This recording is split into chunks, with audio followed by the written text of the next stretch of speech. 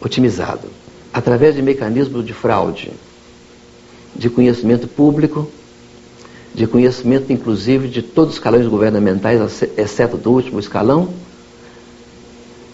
É possível importar quase todos os produtos como se eles fossem novos produtos ou novos materiais. E dessa forma, estaríamos importando quase tudo com tarifa zero e, simultaneamente, estaríamos tolhendo o desenvolvimento tecnológico do país. Um tema que tem trazido muitas discussões é o de disponibilidade de financiamentos em condições favoráveis para o desenvolvimento de tecnologias. Eu acho que no momento no Brasil esse assunto é inteiramente ocioso. Não adianta haver mecanismos de financiamento subsidiado ou em condições favoráveis, se não vai haver tomadores de dinheiro para desenvolver tecnologias. Essa afirmação pode parecer absurda, mas é de entendimento muito fácil. Com a imposição de tarifa zero para importação de novos materiais e equipamentos, ninguém se disporá a investir no esforço de geração tecnológica, sabendo que nunca poderá comercializar aqueles produtos que advirão desse esforço de geração de tecnologia. A temática central desse seminário é perguntar e responder como o Brasil consegue se safar dessa esparrela que se meteu nos últimos 12 anos. Vamos precisar um pouco o que eu entendo por esparrela. É um conjunto de inflação ascendente com crescimento praticamente nulo, estagnação. E com uma característica ímpar, porque o Brasil nesses últimos 12 anos, embora tenha crescido praticamente zero em termos per capita, cresceu de uma maneira esporádica, com espasmos, né? Anos de 8% de crescimento, menos 4%, alternado com mais 2%, quer dizer, um crescimento, um padrão de crescimento sem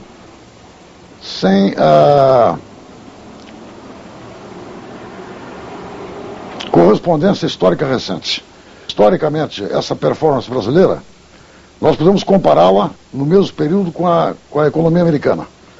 A economia americana, nesses 12 anos, viveu o que eles, americanos, entendem como uma crise profunda, em termos de rompimento de uma tendência. Entretanto, a economia americana cresceu 2% per capita ao ano, ou seja, ficou 27% mais rica em 12 anos, enquanto o Brasil ficou 0% mais rico.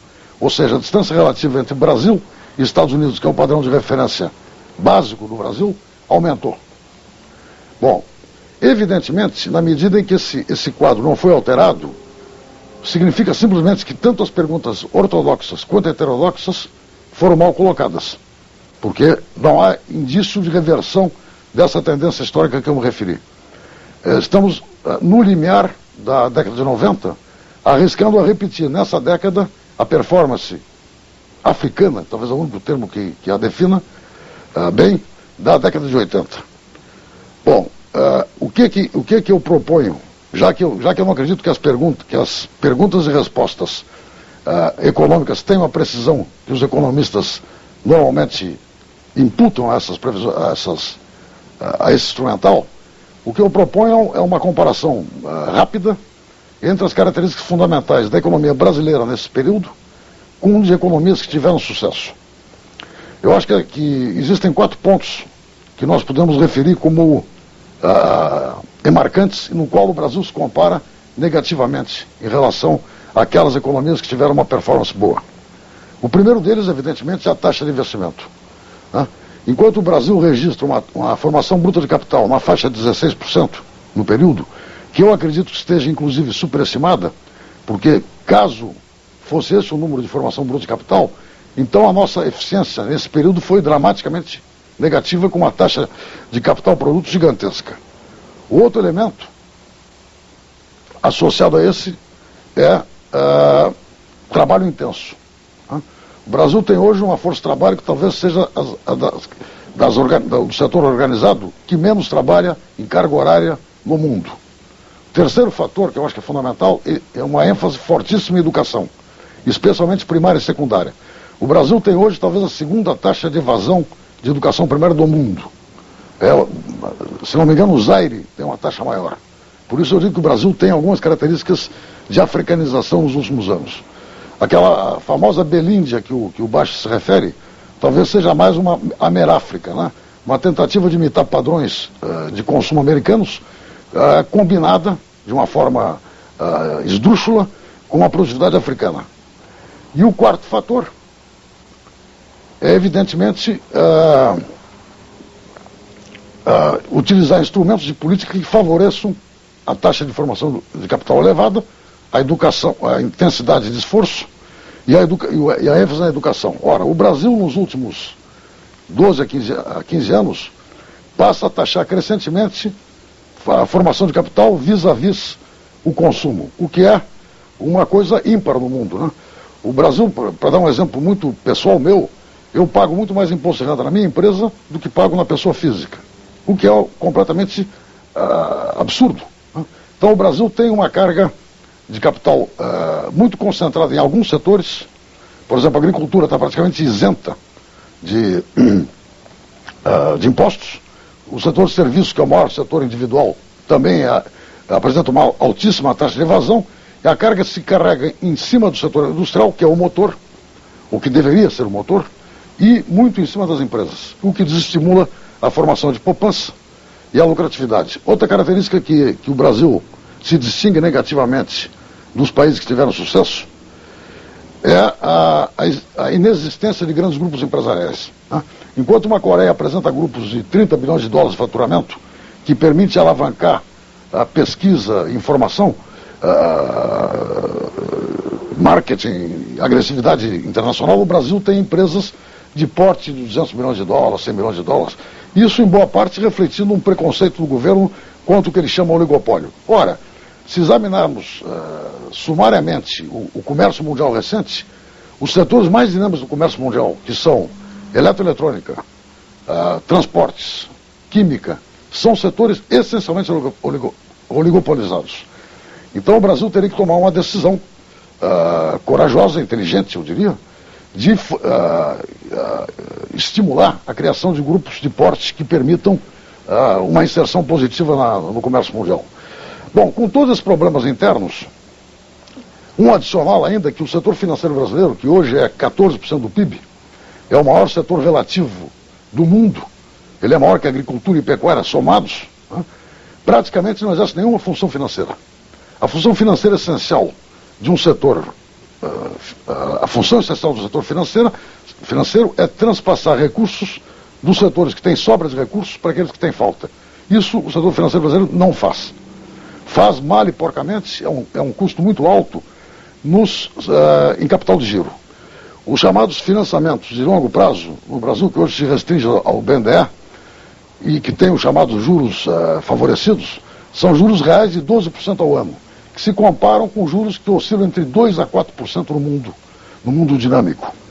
E, finalmente, o outro pé do sistema de formação de capital, que é a Bolsa, mercado de capitais, no Brasil é cerca de 5%, comparando com os Estados Unidos 40%, Coreia 130%, não, 70%, e Taiwan, Formosa, com 130%. Então o Brasil realmente não está se instrumentando para manter uma taxa de crescimento elevada. Evidentemente, essas decisões não são gratuitas, né? Elas refletem comportamentos macroculturais, né? Eu diria que no Brasil hoje, fortaleceram-se muito nesse... Eu referi há pouco no crescimento espasmódico. Quando a economia cresce 8% e no ano seguinte declina 2%, e na média do período cresceu 0% em termos per capita, evidentemente os grupos mais organizados ganham posição nesses picos de crescimento, fortalecem a sua participação na distribuição da renda nacional. Aí eu me refiro não só ao conflito capital-trabalho, como também dentro do trabalho os mais organizados contra os menos organizados. E, evidentemente, como a renda está estagnada, para um avanço de alguns segmentos em cima dessa renda, alguns perdem posição. Quem perdeu posição? Perdeu posição todo o trabalho não organizado e amplos setores. Siderurgia é o que me ocorre mais gritantemente, né? O próprio setor de refino, a Petrobras, perdeu, né? O setor petroquímico ao qual eu estou ligado perdeu, né? Então, esse comportamento fortaleceu os grupos de pressão específicos, né? Grupos que confundem o interesse coletivo com o seu interesse. Como eles são muito organizados, eles conseguem vender a imagem de que o seu interesse se identifica com o interesse global, o que não é verdade. E as instituições que deveriam levar a proposta abrangente, a proposta do todo, que são os partidos políticos, não estão fazendo isso. Inclusive os partidos políticos começam crescentemente a representar esses interesses específicos, os vários interesses específicos, de uma forma cartorial. Nesse sentido, a proposta de voto distrital, que está sendo tão discutida, possivelmente seria um reforço a essa força negativa dos grupos de interesse específico. Então eu acho, em essência, que se o Brasil não quiser repetir a década de 80, e está com muita pinta de que vai repetir a década de 80 e 90, que seria uma tragédia, porque o único elemento de manutenção de paz social a prazo longo é o crescimento, né? Se ele não quiser repetir essa performance africana, ele teria que mudar esses elementos culturais básicos. E esse problema escapa do instrumental do economista, né? Escapa a rigor do instrumental do cientista político também, do historiador. É um instrumental que analisa como canalizar essas mudanças, é necessariamente multidisciplinar. E aí realmente eu não tenho propostas mais específicas. Eu acho que o Brasil tem que acelerar o estudo comparativo dele com os que tiveram sucesso. A Universidade de Campinas recentemente está divulgando a convite, a pedido do Beluso, um estudo comparativo da indústria brasileira, de alguns segmentos da indústria brasileira, com padrões internacionais. Só que eu acho que esse estudo comparativo deveria ser muito mais abrangente do que apenas alguns segmentos industriais. Então essa é a proposta que eu deixo como leitmotiv para o debate de como o Brasil rompe esse círculo vicioso que se meteu, né?